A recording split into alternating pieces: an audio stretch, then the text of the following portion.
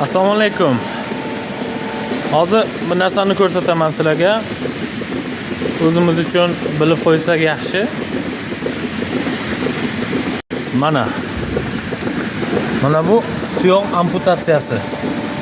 Sog'in sigirda qilingan. Bu o'ta zaruriy holatlarda qilinadi. Hozir yana biri bor.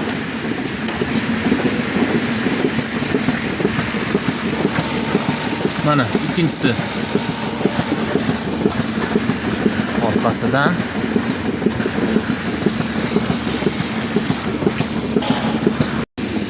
Xo'p, hozir mana shu ko'rib turganingiz tuyoq amputatsiyasi deb ataladi va buni o'zimizda uncha uchratish qiyin.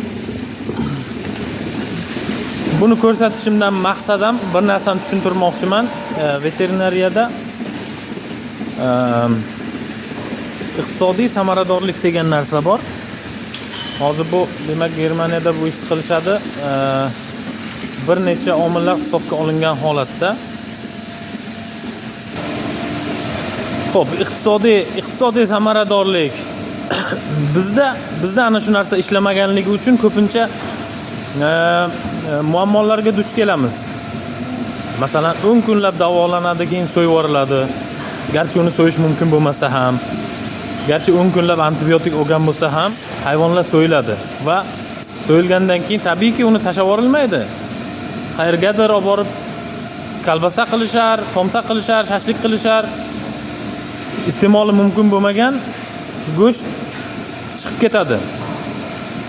Nemislar nima qilishadi? Demak, o'sha iqtisodiy samaradorlik degan narsa bu yerda ishlaydi. Qarashadi, molni nechinchi laktatsiyada turganligi, har bir laktatsiyada qancha sut bera olishi imkoniyatlari tekshirib ko'riladi va oxirgisi sigir bo'g'oz yoki qisirligi. Homilador bo'lgan holatlarda majburiy qilinadi. Agar iqtisodiy ko'rsatkichlari, suti, hayvonni yoshi to'g'ri kelmagan holatda ham homiladorlik agar katta bo'lsa qilinadi. Bizdagi ishlamay turgan mana shu iqtisodiy samaradorlik deb juda ko'p qiyinchiliklarga duch kelinadi. Shuni tushuntirish maqsadida bir ajoyib misol edi bu. Shu maqsadda ko'rsatib o'tdim.